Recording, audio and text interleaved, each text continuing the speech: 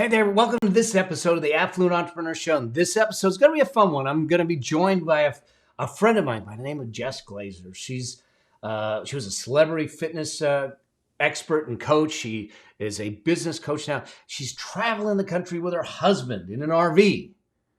She went from being a teacher to a multi-million-dollar online business, coaching business, and we talk about the trials, we talk about the challenges, we talk about the richness of life, the difficulties that you have. You're going to enjoy this one. So I'll see you in the episode. Cheers. This is the Affluent Entrepreneur Show for entrepreneurs that want to operate at a high level and achieve financial liberation.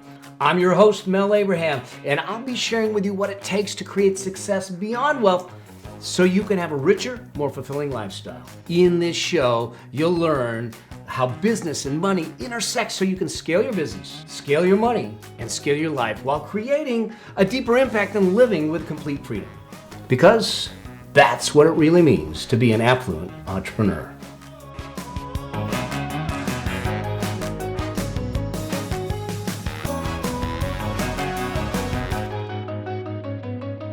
Are you looking to figure out this whole money game?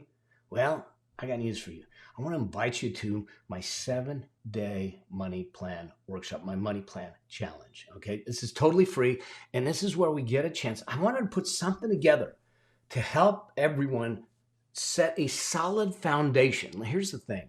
If we're truly going to change our financial destiny, we need to have a rock solid, unshakable financial foundation. And so join me for 7 days, and we're going to walk through everything from figuring out the money mind stuff to understanding some numbers, understanding what your target is, structuring, the plan, figuring out how to deal with your debt. What do you do first? How do you ratchet your income?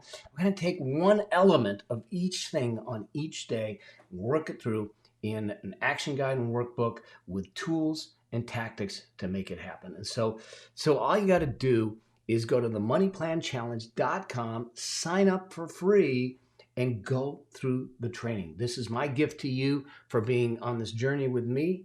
And hopefully what we do in that process is we set you on a solid foundation. So as we have more and more conversations, we can change your financial trajectory and destiny together. And I look forward to seeing you there. Cheers.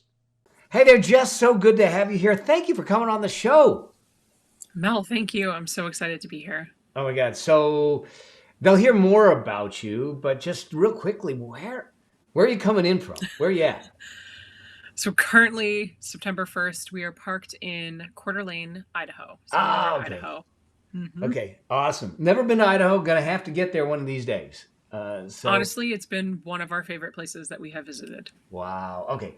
So what I'd love to do, so for those folks that don't know who Jess Glazer is and all the stuff that you're doing, you just give us a rundown of who you are, what you've been doing, and how we connected. How'd you end up where you're at? Absolutely. So, gosh, who am I? I'm a business coach first and foremost. So I'm the CEO and founder of the Digital Business Evolution, which is home to just a bunch of different online programs, courses, and different digital products. I live in an RV full-time with my husband, whom I retired last year, and he came into my company full-time. So we're working together, traveling together, living the digital nomad life. But I am a former celebrity personal trainer, former elementary school teacher, former doctorate dropout. Doctorate dropout to elementary school teacher to celebrity trainer to no band. Mm-hmm. Yeah, basically. And somewhere in there was fashion school and living on my brother's couch for a year. I love it. Yeah. So that's an interesting, when you start thinking about a journey, because you guys, both you and Mike are true entrepreneurs. You're living the entrepreneur lifestyle. You're living I know we can say online entrepreneurs, but truly entrepreneurial lifestyle. You've seen things, you've done things, both of you have done things. What started, what was the yearning? What was the thing that got you to start looking at this thing and saying, yeah, teaching's not for me, or that got you to start thinking in terms of moving on to doing your own thing? So funny, hindsight's 2020. People will ask, like, when did you start entrepreneurship? So now at 37, I can say it started when I was like 8, and I was painting hair clips with nail polish and selling them to my gymnastics teammates. But when I look at it from like a more direct lens, I didn't even know what an entrepreneur was until just a couple of years ago. I was sort of an accidental entrepreneur my whole life because I always had what I call my quote unquote cute side hustle. Yeah. So when I was working as a teacher, to make ends meet, I would work as a personal trainer on the weekends, or I would waitress, or I would start my own fitness company, which I had done many times before. So I didn't know what I was actually doing, and I didn't know it was an entrepreneur. Entrepreneurship is not in my family. I was a bit of a failure, more for myself than my parents, but being one of the few who wasn't a doctor, lawyer, or an accountant, dropping out of my doctorate program, I sort of was always considered myself a failure. So when I was a teacher, I had a lot of cute side hustles. And what it was me trying to fulfill something. There was a void, and I was not fulfilled within teaching. I loved my job. I loved teaching. I had a 7-minute commute. I was in a beautiful town in New Jersey. I mean, every kid had a laptop and iPad, like whatever I wanted, I could have as a teacher in my district, but I was really unfulfilled. So the 8 years that I worked there, I was doing other things to sort of fill the void. And there was never a moment of, I'm going to leave to be an entrepreneur. I wasn't brave. I didn't jump and build my wings on the way down. And I want to make that clear because people will often say, oh, you're so brave that you had the courage to leave your job. I was so uncomfortable. I was so unhappy. And I felt like I couldn't breathe. I felt like the walls were caving in. And it can be dramatic, but if you're familiar with an elementary school, the toilets are small, the ceilings are low, and literally and figuratively, I felt that year after year, like I was just getting older and smaller. And my students were growing up and getting bigger and expanding. And I had this moment in October of 2016 listening to a podcast, and I wish I could remember who it was, but I don't. And this man who was interviewing this woman, she was a teacher, she made jewelry, and she was selling it on Etsy. She wanted to go all in on her Etsy line, but she was a teacher, pension benefits, all that great stuff.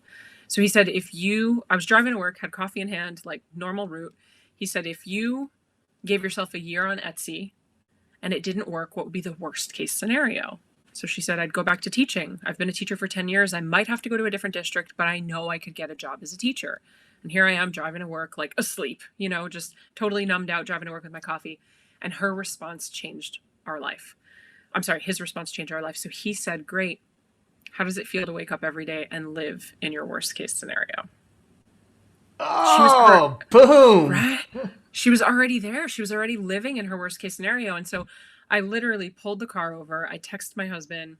I was hysterical crying. I said, I can't do this anymore. This was October 2016. That night we started discussing realistically, what is the worst case scenario? Because teaching wasn't it. It could be worse, but it wasn't my best case scenario. What would it look like if I actually left? What was the plan? Well, I had no plan. I was just willing to do whatever I had to do to make ends meet. And so when we came back from winter break, January of 2017, I gave notice, and that was my last year teaching. Wow. Now, just out of curiosity, do you have to keep up credentials and stuff, or did as a you? teacher? Yeah. To an extent, but it's all done through the district. Yeah. Wow. So you didn't look back. I did not look back. There were things that we had to figure out, and as you know, with money, it was like, I'm walking away from my pension because in New Jersey, the state of New Jersey, if you don't teach for 10 years at the time, then you weren't vested. So I can't actually receive the money I've paid into my pension. And so we had to look to see, is it worth it? Should I wait 2 more years to collect that money when I'm 66 years old? And it just wasn't worth it at all. Yeah. But there were things we had to figure out. Wow.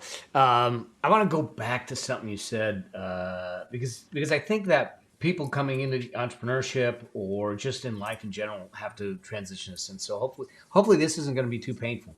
You said that you always thought and saw yourself as a failure because you didn't have the accountant, the doctor, the lawyer, that kind of thing, and you dropped out of doctor school.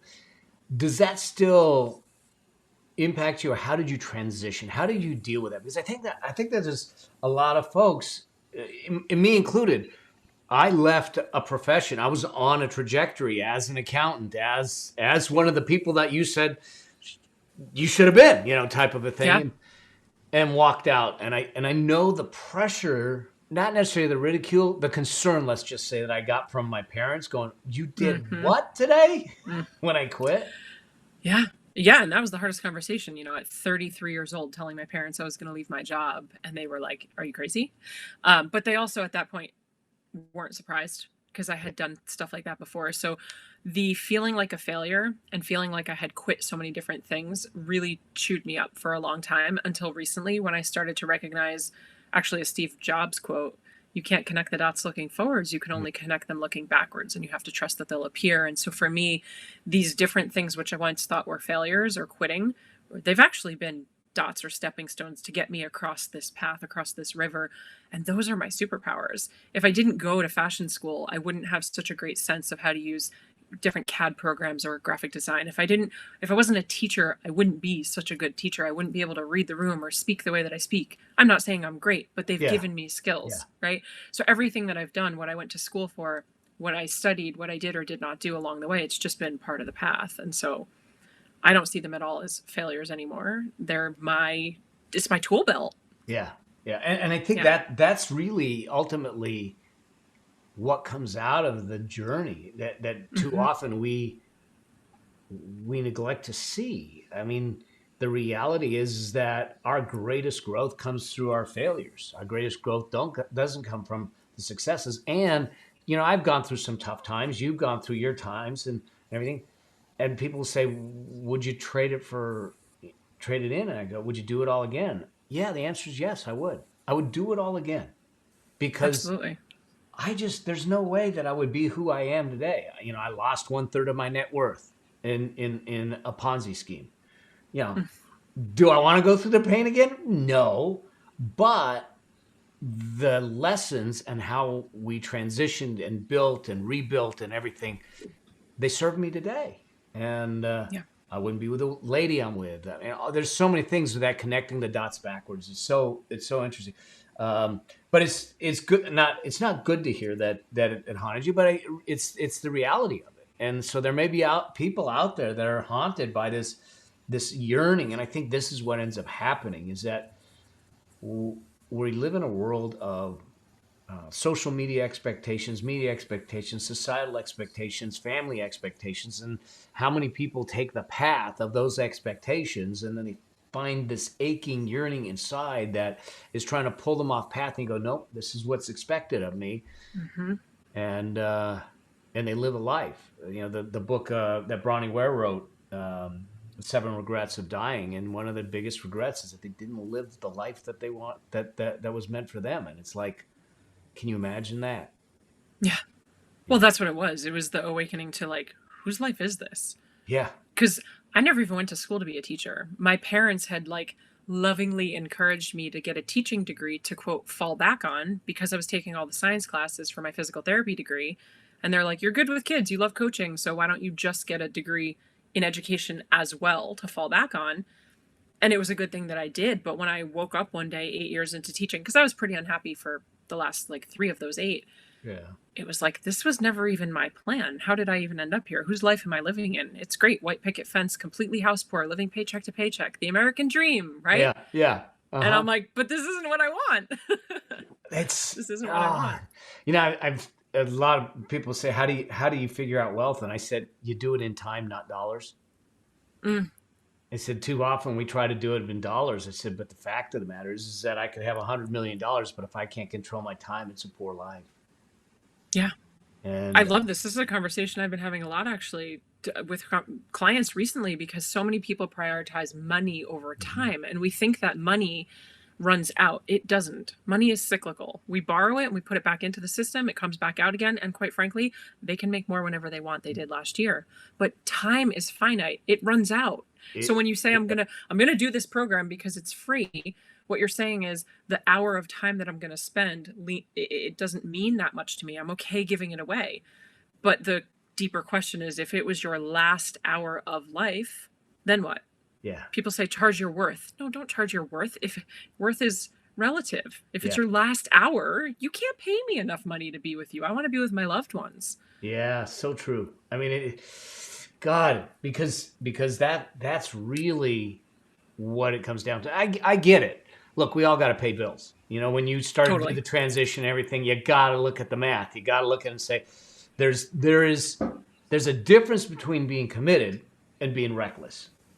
Mm, And so financially reckless doesn't make sense. But comes a time where we have the bills covered, and once we have the bills covered, then the question is, are we living our life? Are we, what are we doing?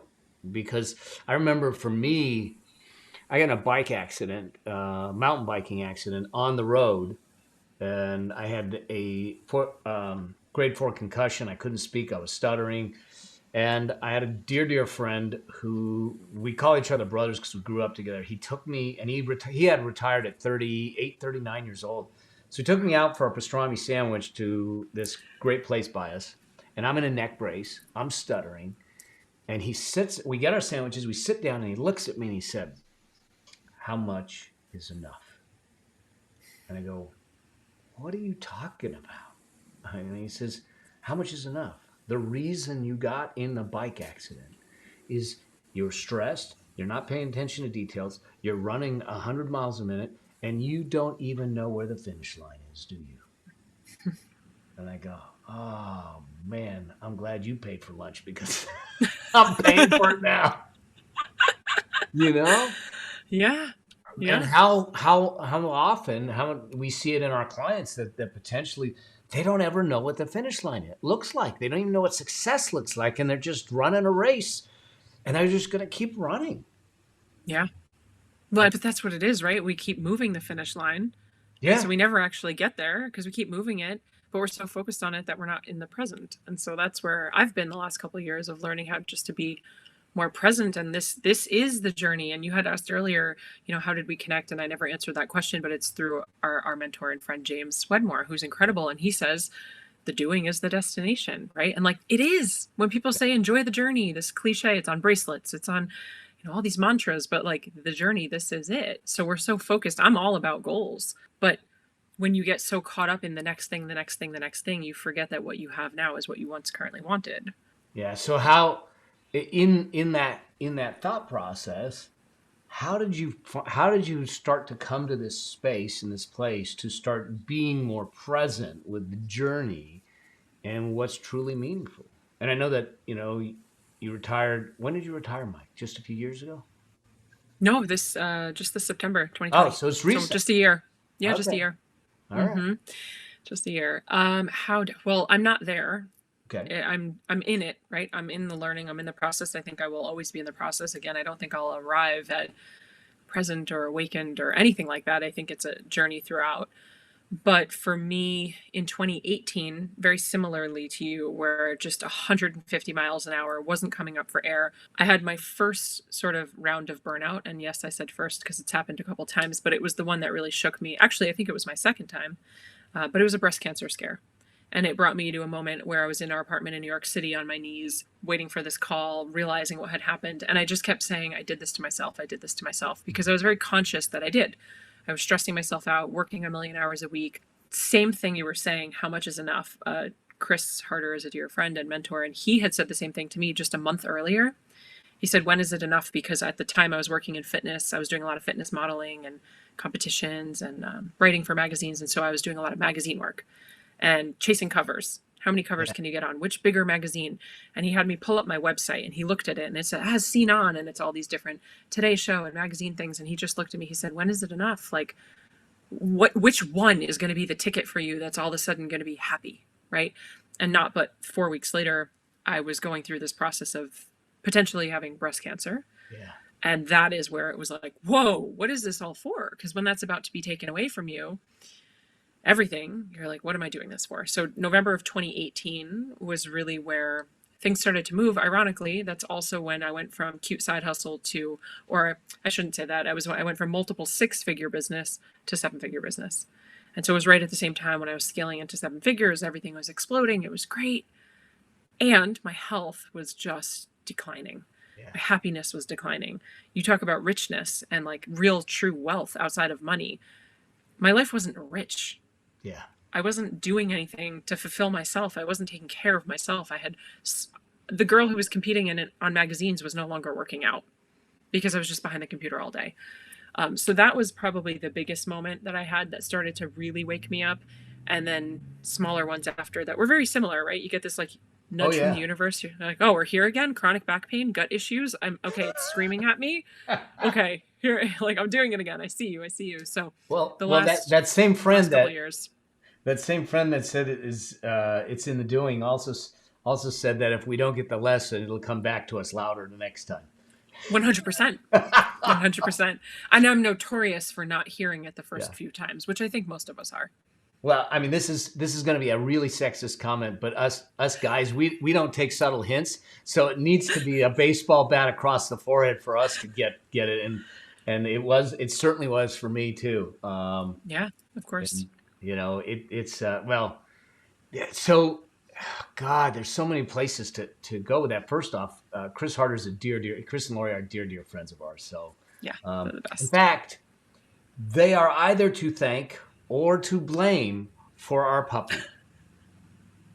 Oh, 100%. Yeah, Both. because in fact, their dog.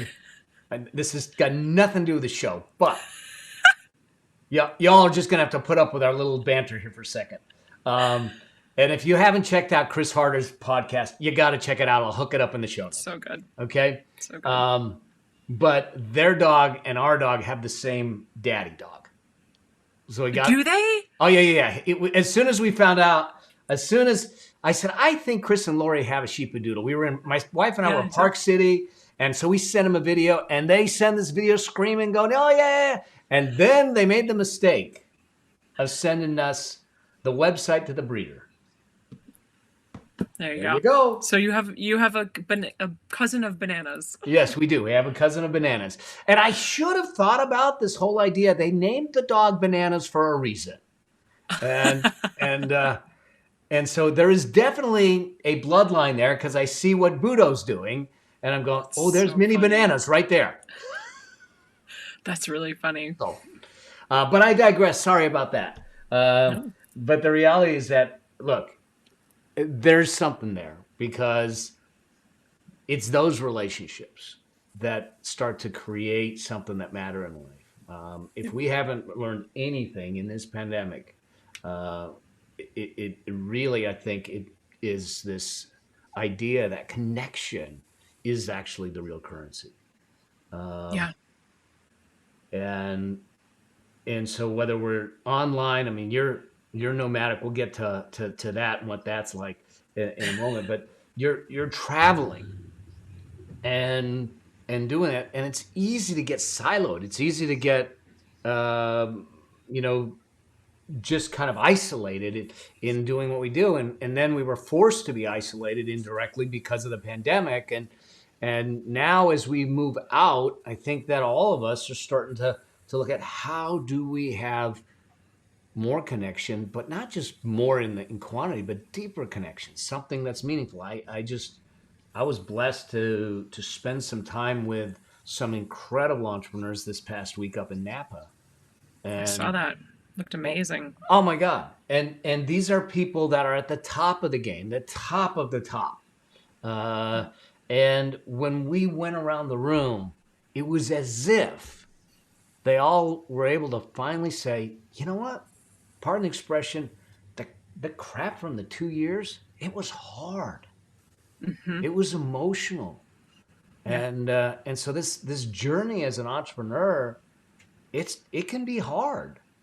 And that's the other reason I think, you look at what you did to get out of teaching and how unhappy you were, and that whole thing of you're living your worst case, that we need to find the richness in that journey. Otherwise, what are we doing? They say, well, do what you love and the money will follow. And that's a mistake. It's actually loving what you do that matters. Yeah. And so that's an interesting thing. So help me understand. You then transitioned. Yeah. And Mike had a job at the time. Yeah, he had a job just up until this year. So he was working full-time corporate. When I left teaching, we moved from New Jersey to Manhattan into an apartment there. And we basically said, They went from cheaper to more expensive. Oh my God. Expensive to more expensive. Expensive to more Yeah. expensive. Yes. Yeah. And smaller, much smaller. But I said, I'm willing to do whatever it takes to make ends meet. And so whether I have to take multiple part-time jobs or whatever that looks like. When I first moved into the city, my intention was to be in the fitness industry. At the time, I had already been a trainer for about 15 years. So I made my way into the fitness industry there. I was also building, or I had already built, but I was continuing to grow my online business, which was in health and fitness. And I had I started that in 2013.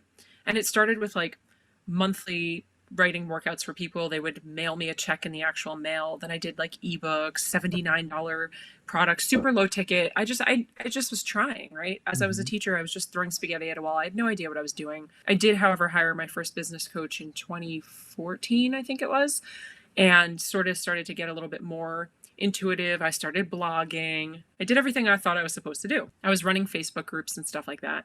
So when I went all in 2017, when I left my job, I hired a new business coach. I decided to really like take things to the next level. And that's when I started transitioning away from just low ticket and blogging to higher ticket programs. But it was all in health and fitness.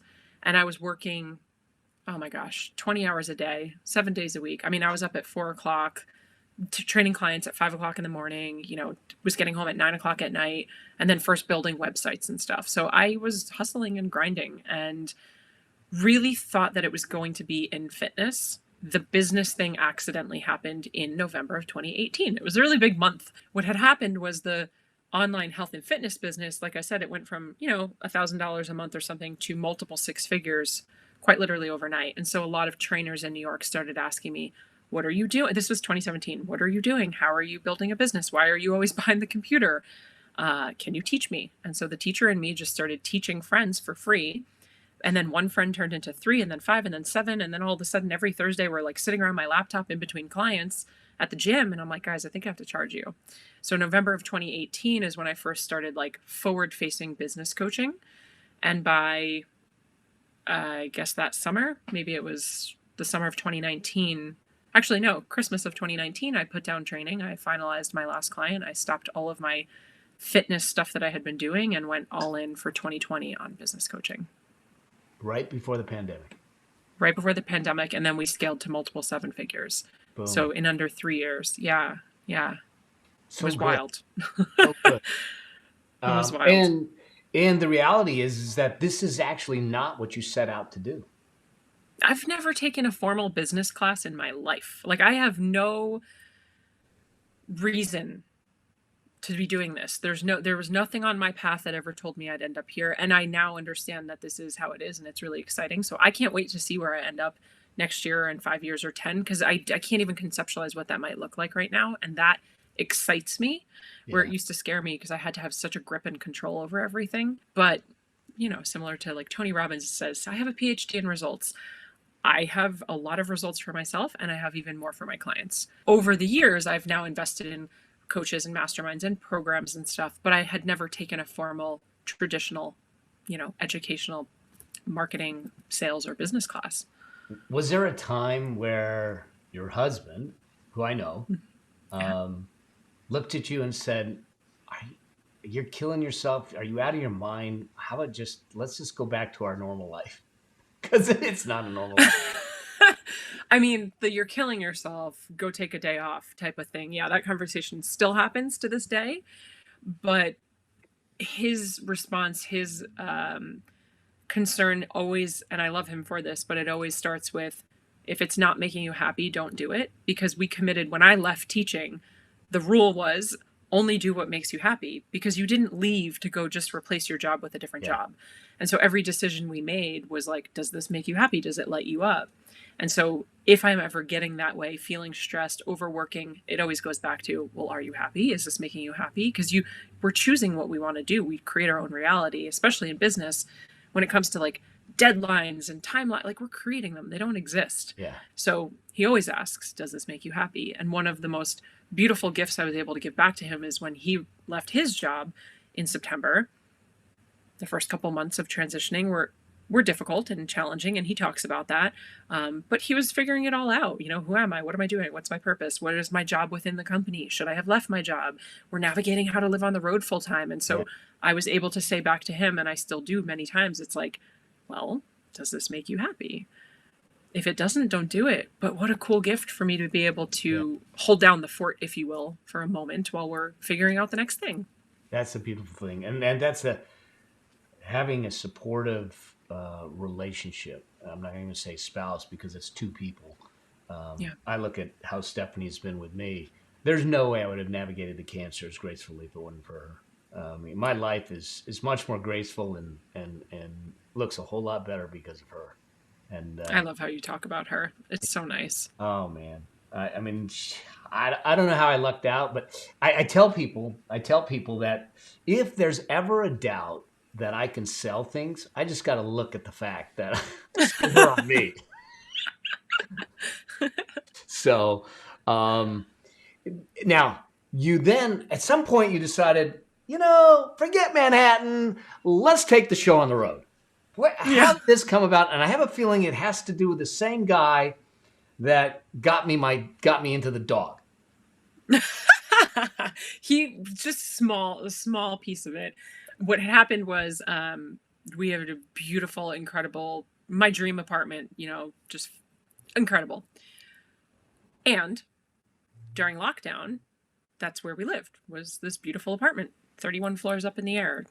We had everything. But when you live in New York, for us, we lived there because we wanted to experience what New York has to offer. And when New York took all of that away and we weren't able to utilize what is there, you start to question, why are we paying this much money to live in a very beautiful shoebox 31 floors up? And why are we here if we can't enjoy all the things that it has to offer? Mike's company at the time was letting him work remotely for about a month and a half. And so during that time, we went down and stayed with my brother in North Carolina.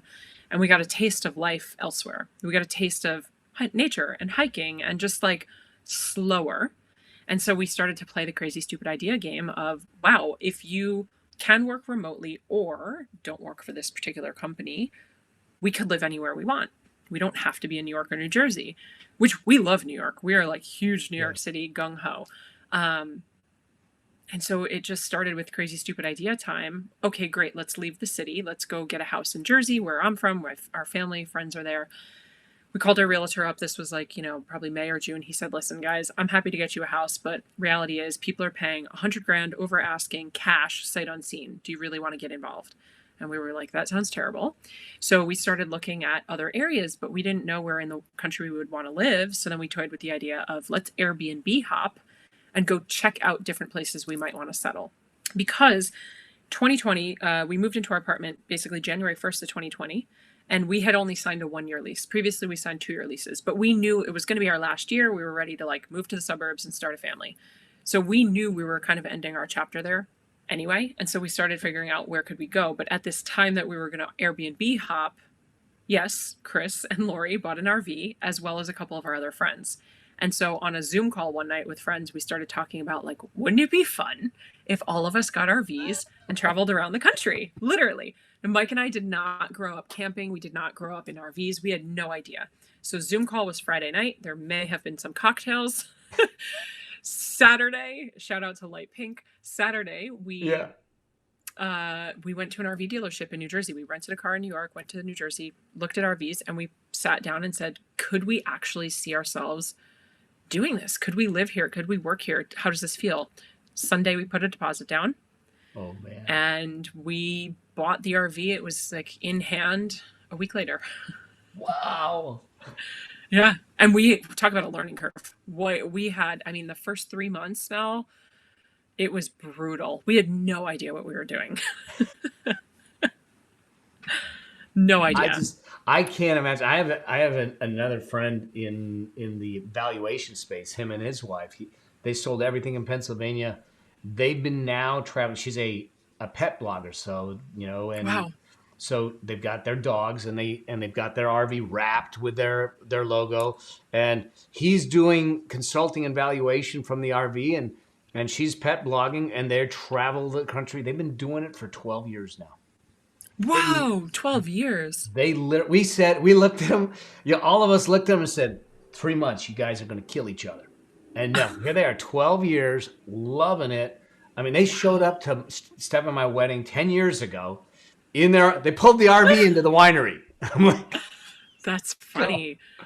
Wow, Yeah. 12 years. So we're about to hit 11 months Yeah. in a week. We're about to hit 11 months, which there was a while I didn't think we'd get past 3 months or 6 months. And now there are days where we're like, we could do this for 12 years. And then there are days that we're like, and next week we're done. But So I think that it's, the nice thing is that how has that shifted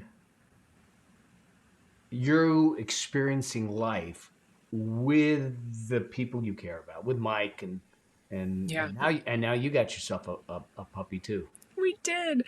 It's changed everything. I mean, I think both of us, but I'm definitely going to speak for myself here, have always been super type a planner. I had this paradigm, this story that I had to have the perfect office with the white desk, with the plants behind me, and, the Pinterest office for my business to be successful. I have to have my 3-hour morning routine in order to be able to show up for my clients.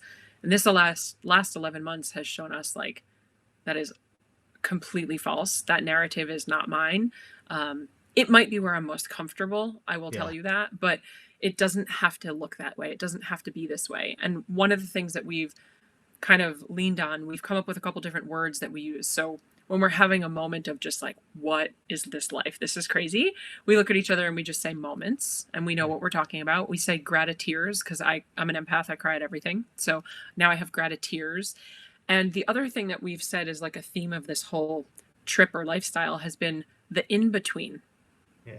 So we're experiencing the in between, which we never would have experienced otherwise. When you fly around the country, you fly to a city, you land there, you go to the thing you're going to, you get back on a plane, you fly home. What we've experienced the last 11 months is driving through the country, stopping in towns that I didn't even know existed, meeting people that I never would have crossed paths with, hearing their stories, connecting with people, learning about their family businesses, stopping at these tiny little shops and restaurants. It's all of the in between. It's the parks that are not national parks, but they're equally as amazing. And So it's just opened up a whole, it's just so expansive. It's like we're so small. yeah. Yeah. We're so small. Yeah. Ah, so good, so good. I'm going to ask you some money questions because I think with Yeah. this, I think it's important. So, the first one is really just kind of this idea, and these aren't like how big's your bank account question. Although I got a Google alert and it said Mel Abraham net worth. People do not look it up because it's not right. It said that my net worth was $299. What? Yeah, I don't know where it came from. And, so I said, I went to my wife and I said, honey, I got a confession. I'm only worth 300 bucks. so I That's don't know where they funny. came up with it from. But what does money mean to you? Mm. Opportunity. Yeah. I think it's just opportunity. I don't know that I would say like freedom. It's not, because freedom is within. And Yeah. I've learned that. So we say sometimes like financial freedom, career freedom, location freedom, all these different things. But really, if the freedom is within, it's the work that you do inside your own head and your own heart. But money is definitely opportunity. We've been able to do cool things, travel, meet people, pay for stuff. I helped retire my dad last year as well. To be able to write that check and just kind of help out with that last, whatever house payment or whatever it was. It's opportunity, it's ease. We spoiled the heck out of our friends that were just visiting us the other week because we wanted to. Yeah. Not for flash, but it's like it's okay. We can rent a boat for the weekend, and that's really fun, right? And to have those memories and experiences together. So money's opportunity. Wow. Okay, cool. This is a slightly different. What does financial independence mean to you and why is it important? Mm. Financial independence. That's interesting. So I used to say I create money out of thin air. Because when you're in the digital coaching space, especially, and there's no tangible product, you're like, oh, I'm like, Right. I just tell people about an idea and they pay me. My understanding of money has shifted over the years. And so now, like I said earlier, I'm borrowing money from the cycle. So I'm not actually creating it, I'm borrowing it. However, I'm creating an idea that someone is then exchanging money for energy. And so financial independence for me is raising the bar, removing the glass ceiling, and like tuning my financial thermostat to a place where it's limitless. And the independence of being able to borrow or create wealth and then put it back into the system. So we are huge advocates of giving, and we Yeah. give education to one student overseas for 1 year of education for every single client that comes through our program. We work with Pencils of Promise. And in doing that, we also donate just money to them and funding. We built a school in Ghana. In just a year and a half of donating, we built and opened our doors this year, January 2021. Our school opened, which when I left teaching, I said, I'm committed to always being involved in education. We honeymooned in Africa. We just felt really called to it. So that type of giving, yes, being able to help my dad, being able to, like I said, spoil my friends, but also I just invested in my first startup company, a big investment. And that company is led by a woman with all female investors. And she is on a mission to empower other women to learn about valuations and raising capital, which I knew nothing about before getting involved in that process with her.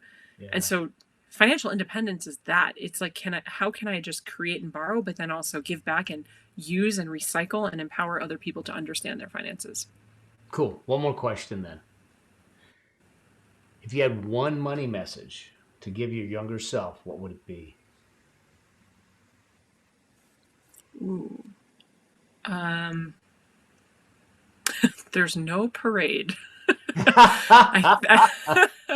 I think a lot of people, right? For the longest time, it's like hit this arbitrary 10K month, which is incredible. It's a great goal to have. And then like 6 figures, and then to hit 7 figures, and like nothing changes.